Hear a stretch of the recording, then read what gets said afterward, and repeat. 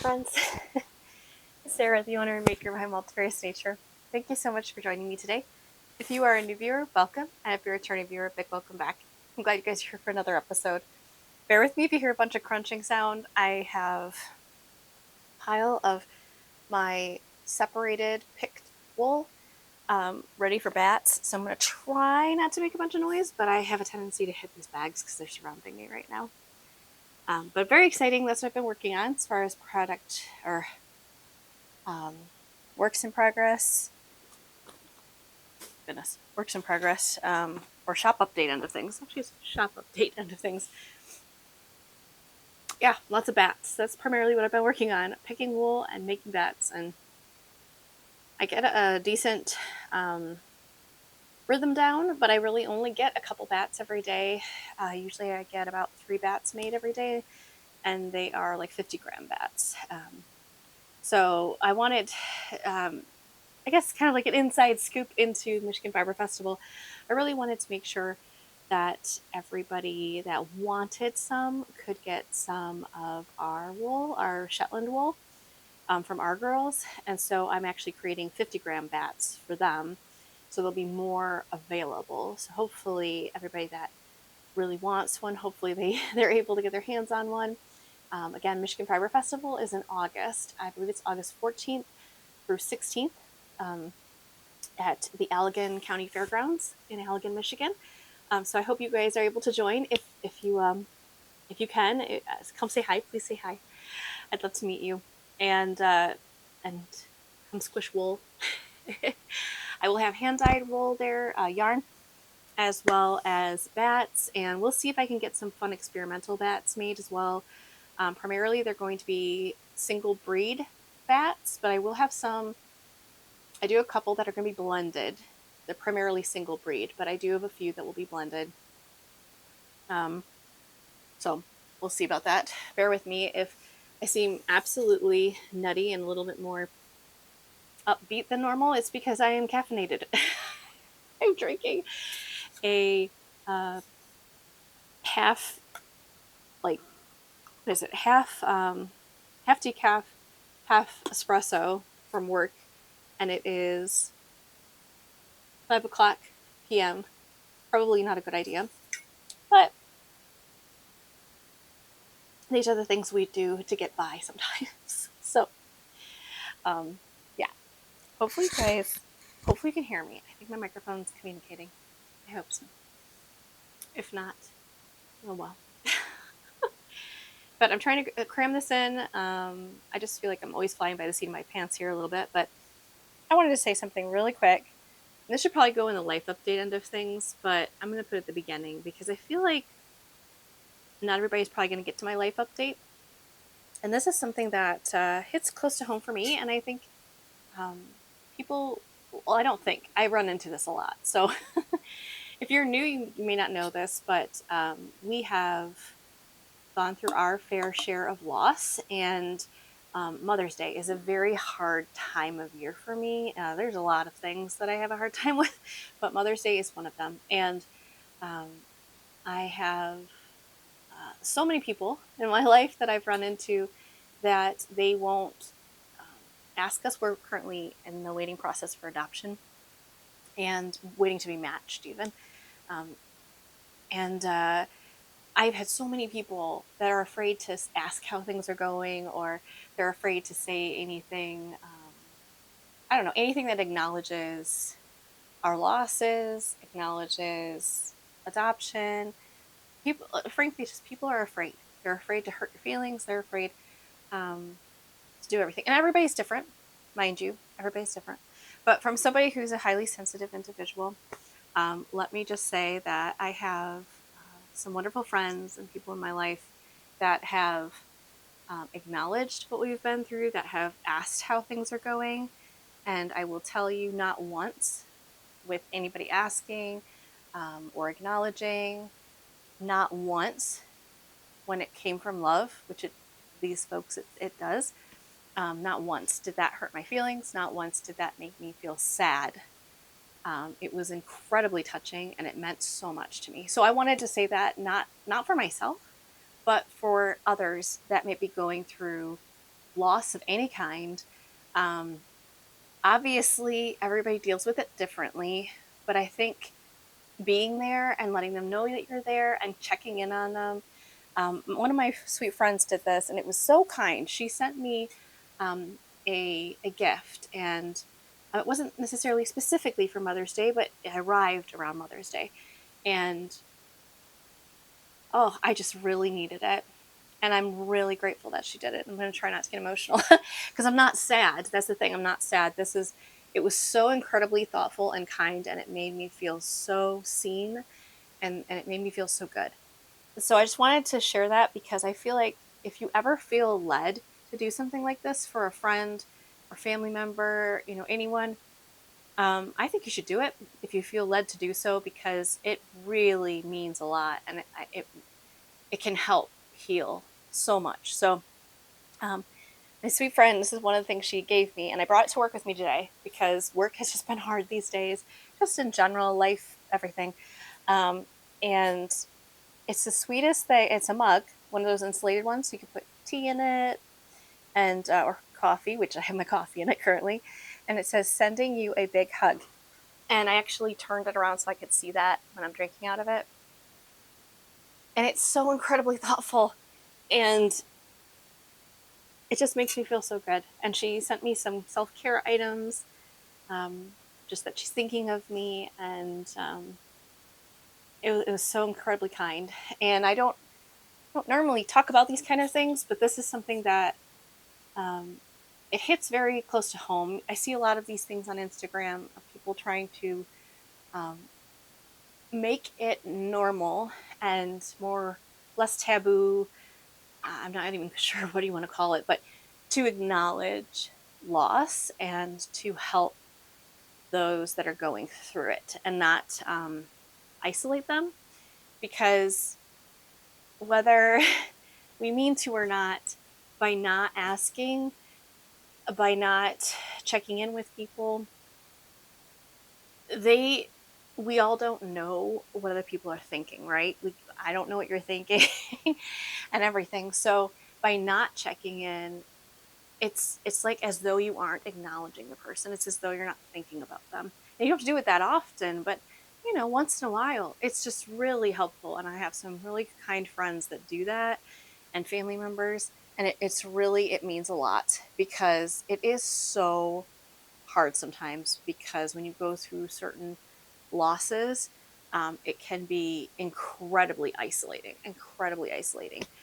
And um, an adoption's interesting too. That's a totally different situation, and that's something that we're still constantly learning and we'll probably always be learning about, which is great. Learning is important. Um, so I just wanted to put that out there. My little soapbox for those going through loss and grief because it's one of those things where people always say, "Let me know if you need anything. Let me know how I can help." And I will be the first to tell you. And I know not everybody's probably like this, but I think a lot of those going through loss are like this. We will not ask. We will not ask for help. We won't ask you to come over and help do things or anything, um, because just trying to do certain things sometimes is hard, right? Like you're just focused on waking up and maybe taking a shower sometimes, especially in early grief. So it's just one of those things that I know it's a well-meaning and it's good of people to still say it, like let me know how I can help and be there for you. Um, but then being bold, and it is bold, mind you, because I need to do this myself.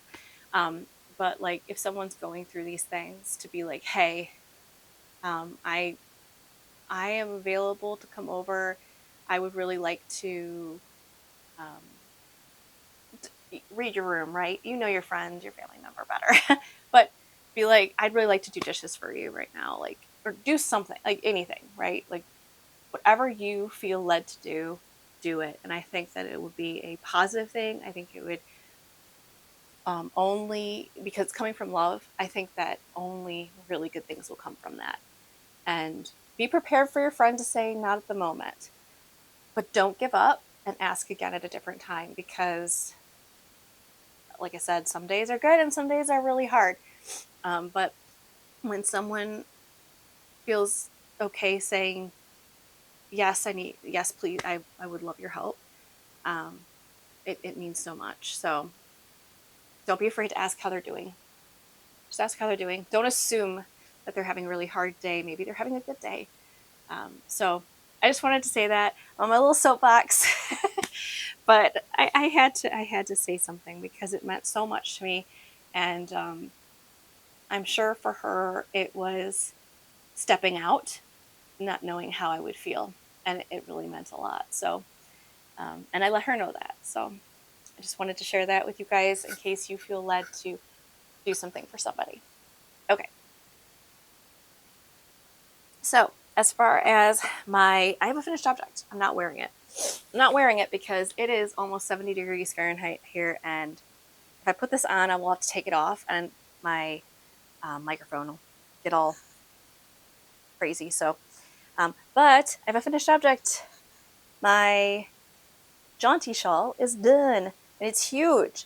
I can wrap this around twice easily and then tie it in the front. Super cozy. Absolutely love it. So this is using a Hint of the Holidays by A Layer of the Llama, and then my Multifarious Nature fiber advents for spinning from last year. And I finally finished it.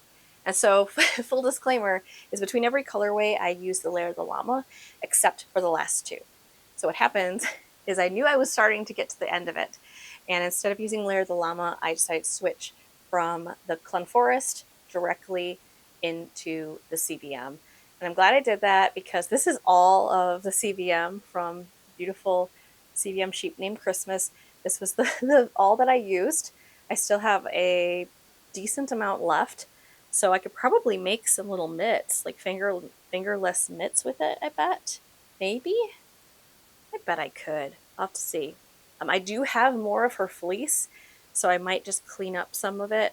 I mean, it's clean, but card up some of it, and then make sure I have enough to make some fingerless mitts, because I don't want to not do something with that. It's such a special thing when it's an advent like that. But I absolutely love how it turned out. The Jaunty was so much fun to knit. It's half fisherman's rib, so don't be intimidated. If you've never done half fisherman's rib, I have got to say, Andrea Mowry is one of my favorite designers. I absolutely love her patterns. They are very detailed. She has tutorials that are like YouTube tutorials, so it's super visual. Excellent if you are a visual learner. She also has it very well written if you are good at learning by like reading something. I absolutely love it. So if you're looking for a beginner friendly pattern, I don't know if it's necessarily labeled as a beginner, but even if it's considered like adventurous beginner, I definitely think that it is easy to follow, and yeah, highly recommend the Jaunty shawl. And yeah, I finally got it uploaded online as well, because I'm participating in the Jaunty spin along, which ends in June. Pretty sure it's in June. So, but you can join at any time. But if you want to be entered to win like the prizes, you have to be done by June and have your finished objects posted. But so there you go. There's my finished object for the months. All right, and then my work in progress that I worked on is my cowl. It is the Lurdum Basics cowl, and the designer is Mika. I think it's Mika John. I think that's how you pronounce her name. I'm cruising on it here. I've again, I definitely recommend this pattern. I'm not done with it yet.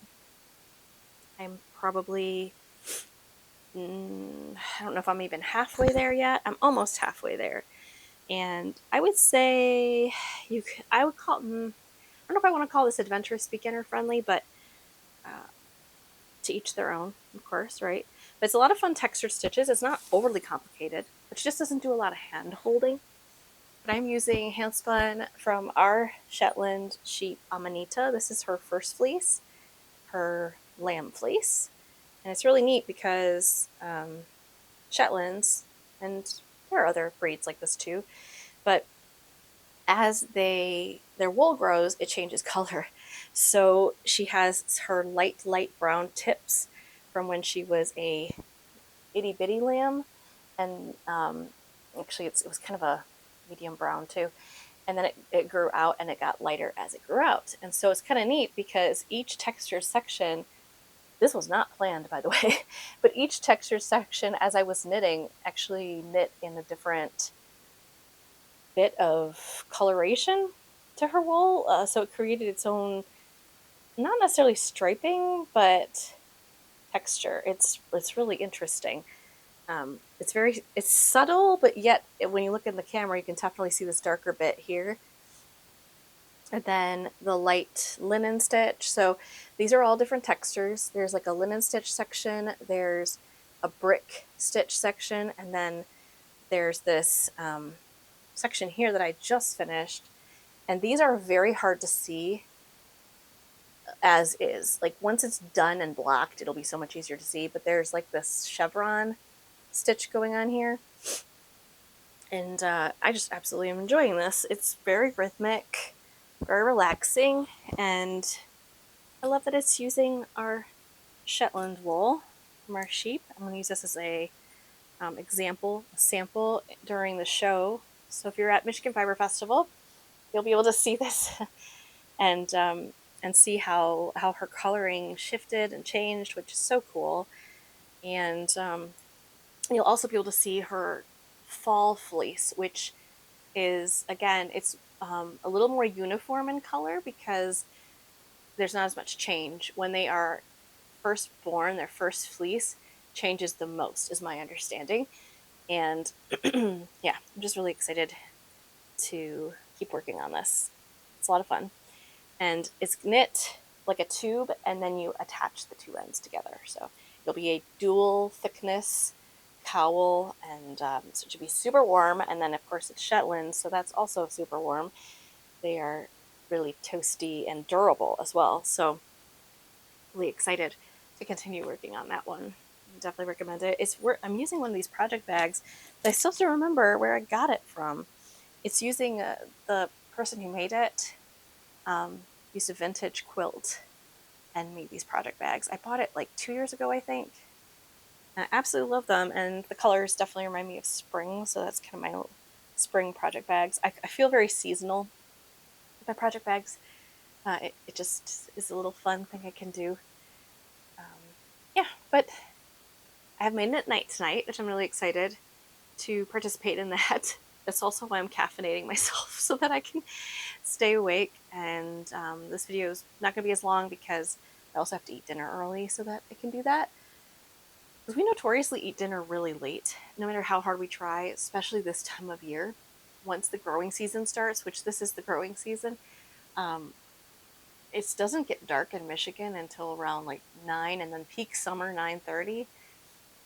So we're outside and we don't eat until almost 9 o'clock. And that's not necessarily the best thing, but it's really hard when you can be outside and do stuff. So yes, gonna enjoy knit night though. I'm looking forward to it, catching up with the girls and seeing what they're up to. And yeah, and hearing about their projects, and maybe meeting some new folks. I don't know if there'll be any new folks joining because it's a very new knitting group. So there could be new folks there, which I'm looking forward to that too. I love meeting new people. Okay, so I think that's about it as far as my works in progress goes. And finished object. Do have some more like waiting in the wings projects that I will get to at some point. But one project I'm just going to have to rip it back and start over, which I'm okay with that because it's a hat. It's a really cute hat, actually. But the stitch count has definitely got to be off because the patterning is not working out. And then when I redo it, I'm going to have to pay attention to the lace work and make sure it's working out correctly and catch it sooner rather than later. But I'm looking at that because that's over here too. So I would like to work on that at some point. And I have a cardigan. I've got a whole bunch of things over here. I have this, um, I got like an unfinished object pile. It's the waiting in the wings pile. And I just need to get into that at some point too. And I guess kind of works in progress. This will be a project ongoing. I'll probably really dive into this when July hits. That is the Tour de Fleece coincides with Tour de France, and I want to say that I participated last year. I think was the first year that I participated, and I had a blast. I joined the Stash Dashers with Melly Knits, and I would love to do that again this year. She's so much fun to hear what she's up to, and she has wonderful prizes that she gives out. So many generous people that donate prizes. So I would love to do that again. That was a lot of fun. I didn't win any prizes, but I still had a blast. So I definitely recommend it. And great camaraderie really helps motivate you. She spends an insane amount of wool during that time because that's like her one time she takes off a significant amount of time from work. And she is someone who works a lot because she works for herself, so she has to put that time in. But I absolutely love just hearing what she's up to and um, seeing what she's spinning, hearing about others what they're spinning. It's so much fun, and seeing all the feed come through on Instagram. It's really great because I feel like it's the one time of year when my Instagram feed is primarily hand spinning and yarn and wonderful woolly goodness that just makes me feel really positive and really good. Where other times of year you can get a bunch of nonsense that you don't want to look at and you don't want to deal with, and it's stressful. So it's just really nice. So I look forward to that, and I think that you should participate too if you are interested in doing so. Trying to think what else. Life update, end of things. I don't think I have anything really new with the life update. Our critters are still being silly and funny. Our sheep are doing really well. They're enjoying the warmer weather. We're finally starting to get some warmer weather, and they're doing really good. And chickens are doing good. They're slowing up on their egg production, which is kind of a bummer, but they're doing good. And our dogs are doing really well. Chester is constantly learning. He's getting there.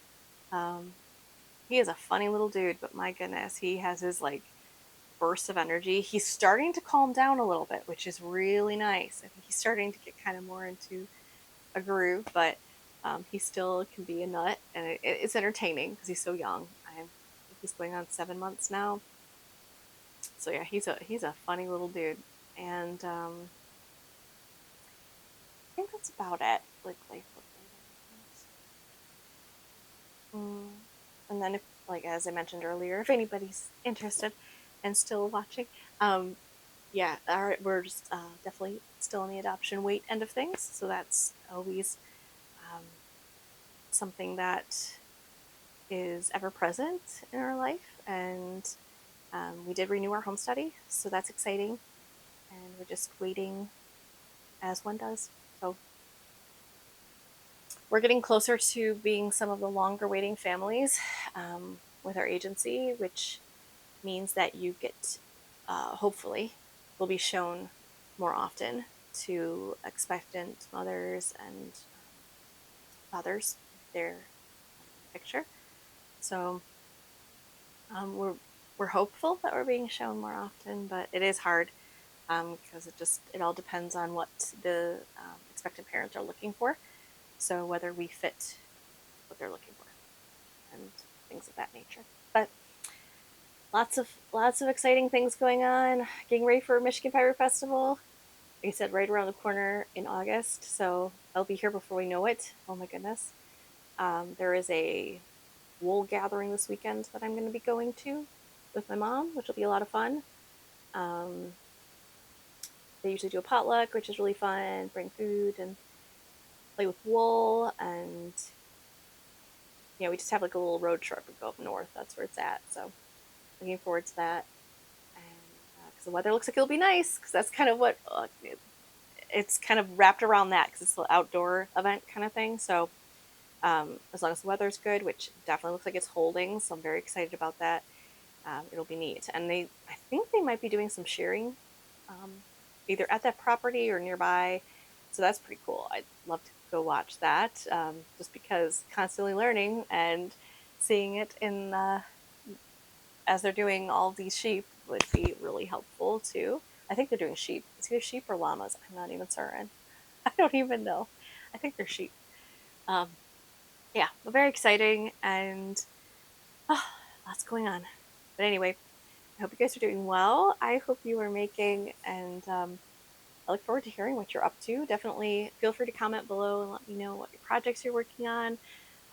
Maybe something that you're looking forward to this summer. If there's any events going on that you're going to be participating in, Michigan Fire Festival is a big one. There's going to be a big antique show in Allegan that I want to go to at some point here. See if we'll make that. But yeah, I feel like the summer flies by so fast. Spring and summer goes by so quickly, and I just want to enjoy it and savor it a little bit. Um, but yeah, we'll see. Take care, guys. I look forward to chatting with you soon. Bye.